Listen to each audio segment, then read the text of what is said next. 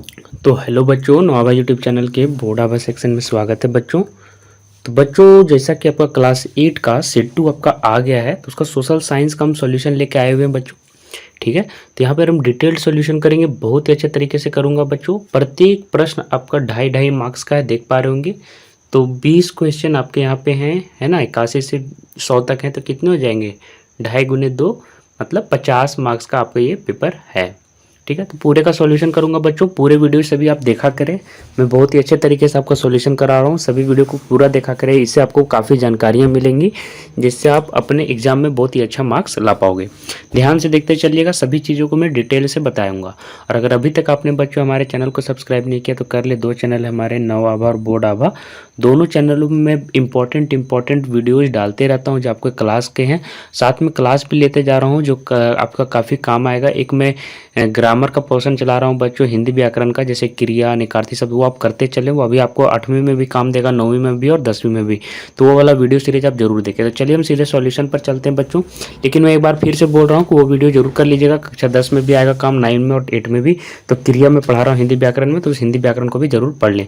अगर आपको वो वीडियो खोजने में दिक्कत है तो आई बटन ऊपर जो दिख रहा है, चाहे लास्ट तक देखिएगा, तो वहाँ पे मैं डाल दूंगा, तो वहाँ से आप हिंदी वाला जरूर से वीडियो कर लीजिएगा, क्योंकि हिंदी व्याकरण आप लोग की काफ़ी कमज़ोर है। बहुत सारे बच्चे हमको मांग कर रहे थे, तो वहाँ से आप कर लीजिएगा। देखिए बच्चों, भारत का प्रथम गवर्नर जनरल कौन था, यहाँ से मैं क्वेश्चन करवा रहा हूँ। तो प्रथम गवर्नर जनरल आपको याद रखिएगा कौन थे बच्चों। तो 81 का एक आंसर होगा बच्चों, वारेन हेस्टिंग्स। याद रखिएगा कौन थे बच्चों, वारेन हेस्टिंग्स। अच्छा बच्चों, अगर मैं आपको ये पूछूं कि आज़ाद भारत, मतलब जब भारत इंडिया आज़ाद हो गया आपको 1947 में, तो आज़ादी के बाद सबसे पहला मतलब कि गवर्नर जनरल कौन था, तो इसका आंसर क्या होगा बच्चों, लॉर्ड माउंटबेटन। याद रखिएगा लॉर्ड माउंटबेटन, तब आंसर हो जाएगा। जो ऊपर दिख रहा है ना लॉर्ड माउंटबेटन, वो। ठीक है, तो आज़ाद भारत के सबसे पहले गवर्नर जनरल अगर पूछता तो लॉर्ड माउंटबेटन, और प्रथम गवर्नर जनरल वारेन हेस्टिंग्स। अब देखिए बच्चों, 82 नंबर में पूछ रहा है, भारत में ब्रिटिश साम्राज्य के विस्तार के लिए किस शासक ने विलय या राज्य हड़प नीति का सहारा लिया था बच्चों। तो 82 का बी आंसर सही है बच्चों। देखिए जो लॉर्ड डलहौजी जो थे, मैं आपको बता दूं कि लॉर्ड डलहौजी दत्तक पुत्र का भी कंसेप्ट पालन नहीं करते थे। दत्तक पुत्र, जैसे कि आपको झांसी की रानी का आपको स्टोरी पता होगा, मैं अच्छे से सभी चीज़ें बताता हूँ ताकि बच्चों को स्टोरी से याद हो जाए। तो झांसी की रानी में हुआ क्या था, झांसी की ग्वालियर की रानी थी, आपको पता होगा। झांसी कहाँ की रानी थी, ग्वालियर की। तो इनके जो पति थे, झांसी की जो लक्ष्मीबाई थी, लक्ष्मीबाई रानी की, झांसी की लक्ष्मीबाई थी ना, तो झांसी की रानी थी वो लक्ष्मीबाई। तो लक्ष्मीबाई के जो पति थे गंगाधर राव, उनके पति मर जाते हैं। पति मर जाते हैं तो उस हिसाब से उनका बच्चा क्या बनना चाहिए, राजगद्दी में बैठना चाहिए। लेकिन इनका अपना बेटा नहीं था, तो इसलिए इन्होंने गोद लिया था, झांसी की रानी ने गोद लिया था। लेकिन उस दत्तक पुत्र को ये मान्यता प्राप्त नहीं देते थे, कौन, अंग्रेज, और उस राज्य को हड़प लेते थे। ये एक तरह से बहुत ही गलत नीति थी, क्योंकि गोद लेने वाली नीति को वो हटा दिए थे। तो उनमें लॉर्ड डलहौजी का ही नाम आता है, जिन्होंने दत्तक पुत्र के कंसेप्ट को हटा दिया था। बहुत ही अच्छे से मैं विस्तार से सभी आंसर करा रहा हूँ बच्चों, आप याद करते जाइएगा, इस तरह से आपको ज़्यादा फायदा नजर आएगा। देखिए बच्चों, अगर अगला प्रश्न क्या पूछा है कि प्लासी का युद्ध कब हुआ था। ठीक है, प्लासी का युद्ध कब हुआ था बच्चों, 1757 में। 83 का कौन सा ऑप्शन सही हो जाएगा, तिरी। ठीक है, अब आपका काम क्या है बच्चों कि आपको प्लासी का युद्ध किसके किसके बीच हुआ था ये आपको बताना है। ठीक है, प्लासी का युद्ध किसके किनके बीच में हुआ था, ये कमेंट में जाइए नीचे और कमेंट कीजिए। पढ़ने वाले बच्चे ये सभी काम जरूर करते चलें। ठीक है, उनसे क्या होगा, आप अभी से 10वीं क्लास की तैयारी कर सक चलिएगा। ठीक है, वो ज़्यादा अच्छा रहेगा। अस्थाई बंदोबस्ती किसके समय में शुरू हुई थी बच्चों, अस्थाई बंदोबस्ती। तो 84 का कौन सा ऑप्शन सही हो जाएगा, बी ऑप्शन सही हो जाएगा। लॉर्ड कॉर्नवालिस ने ये शुरू किया था बच्चों, अस्थाई बंदोबस्ती का।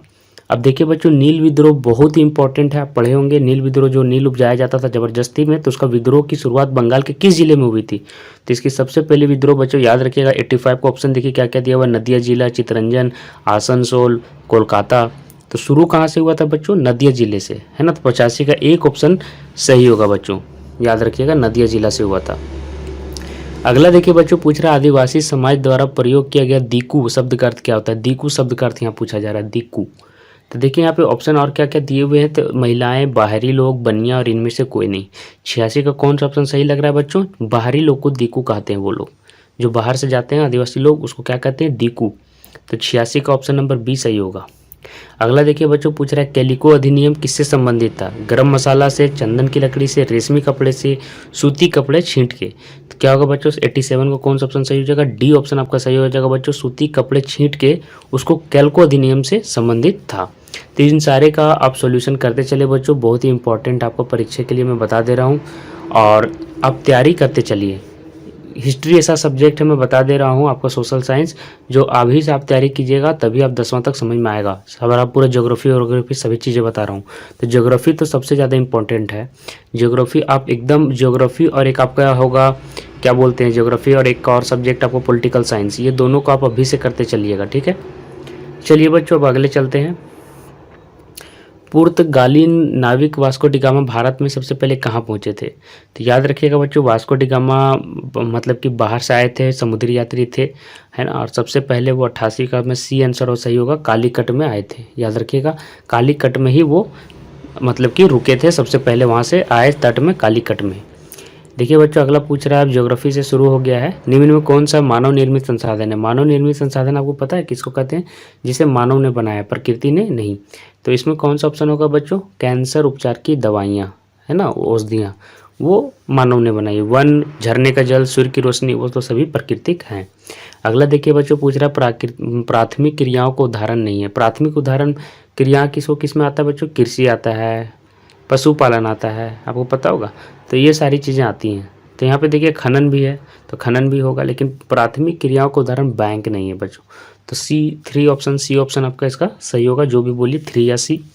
झारखंड का जो जादूगोड़ा है बच्चों, वो किसके लिए प्रसिद्ध है ना। तो जादूगोड़ा, नौवा जादूगोड़ा, ये सभी किसके लिए प्रसिद्ध है बच्चों? तो 91 को कौन सा ऑप्शन सही हो जाएगा? सी ऑप्शन सही हो जाएगा, यूरेनियम के लिए, ठीक है। और अलोह धातु कौन है बच्चों? तो देखिए बच्चों, लोह धातु मतलब जो लोहे को बनाने में काम आते हैं। तो आपको लोह अयस्क, लोहा से जुड़ा हुआ है, मैग्नीज भी उसमें लगाता है, मैग्नीज, निकेल, कोबाल्ट आपको पता होगा। तो यहाँ पे सोना आपको जो दिख रहा है वो अलोह धातु है, ठीक है बच्चों। चलिए अब अगले चलते हैं बच्चों। यहाँ से देखिए 93 में पूछ रहा है, झारखंड में तांबा उद्योग कहाँ पे है? तो गोमिया, घाटशिला, धनबाद, सिंदरी, ये सारे ऑप्शन है। तो 93 को कौन सा ऑप्शन सही होगा बच्चों? घाटशिला में तांबा का उद्योग है। 94 में देखिए बच्चों क्या पूछ रहा है, 94 में भाषा तथा अभिव्यक्ति की स्वतंत्रता का प्रावधान संविधान के कितने अनुच्छेद में किया गया है? तो भाषा और अभिव्यक्ति की स्वतंत्रता का प्रावधान में बता दूं बच्चों, संविधान के 94 का कौन सा ऑप्शन सही हो जाएगा? डी ऑप्शन सही हो जाएगा, 19 आपके अनुच्छेद में किया गया, 19वां छेद में। विश्व की कुल जनसंख्या का लगभग 75% लोग कहाँ रहते हैं बच्चों? 75% समझ रहे हैं, मतलब हर 100 आदमी में 75 आदमी कहाँ रहते हैं? आपको पता होगा सबसे बड़ा कौन है जनसंख्या में? एशिया। तो एशिया इसमें से तो जरूर होगा। तो 95 का कौन सा ऑप्शन सही हो जाएगा? 95 का सी, एशिया और यूरोप। एशिया सबसे ज़्यादा जनसंख्या वाला जगह है। भारत के प्रथम राष्ट्रपति कौन थे बच्चों? तो भारत के प्रथम राष्ट्रपति मैं बता दूं बच्चों कि भारत के प्रथम राष्ट्रपति आपके डॉक्टर राजेंद्र प्रसाद थे। ये बिहार के कौन से गांव में जन्म लिए थे? ये हिंदी में इस पर कहानी भी आया हुआ था बच्चों, गधांश। जो बच्चे हिंदी का नहीं किए हैं पैसेज वो देख ले, हिंदी में पैसेज में इनको पूछा गया, तो वहाँ से भी वो वीडियो आप जरूर कर लें, है ना। वो बहुत ही अच्छे तरीके से मैंने कराया। हिंदी के पैसेज में डॉक्टर राजेंद्र प्रसाद जी का कहानी दिया हुआ है, वो बहुत ही मेधावी एक स्टूडेंट थे, वो करके दिया हुआ है। तो ये इनको देश मतलब भारत रत्न भी मिल चुका है, आपको पता होगा डॉक्टर राजेंद्र प्रसाद को। अगर प्रथम महिला राष्ट्रपति पूछ दिया जाए बच्चों, तो महिला राष्ट्रपति पहले प्रतिभा सिंह पाटिल बनी थी, याद होगा, अब्दुल कलाम जी के बाद में बनी थी, है ना। तो ये पहली महिला राष्ट्रपति है और यही बनबे की है, और उसके बाद कोई महिला राष्ट्रपति बनी भी नहीं है। और पंडित जवाहरलाल नेहरू प्रथम क्या थे? प्रथम प्रधानमंत्री थे। और डॉक्टर राजेंद्र प्रसाद के बाद फिर कौन बने थे बच्चों? जवाहरलाल नेहरू के बाद फिर प्रधानमंत्री कौन बने थे? लाल बहादुर शास्त्री।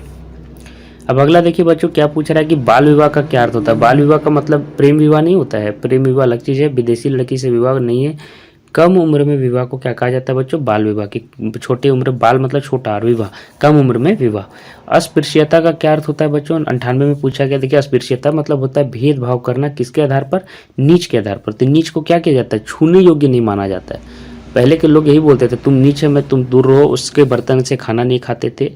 और उनको आपको पता होगा भीमराव अंबेडकर जी का कहानी आपको बताया गया होगा। भीमराव अंबेडकर जी जो हमारे संविधान के लेखक हैं, अध्यक्ष हैं, इनको ज़मीन में बैठाया जाता था बच्चों, है ना, भेदभाव करके। तो अस्पृश्यता माना जाता था, उनको छूने योग्य नहीं माना जाता था। योगासन किस अवस्था में किया जाना चाहिए? बाल्यावस्था, बच्चों में, युवावस्था मतलब बड़े में, वृद्धावस्था मतलब बुढ़ापे में, सभी अवस्था में किया जा सकता है बच्चों। तो उपरोक्त सभी अवस्थाओं में हो जाएगा।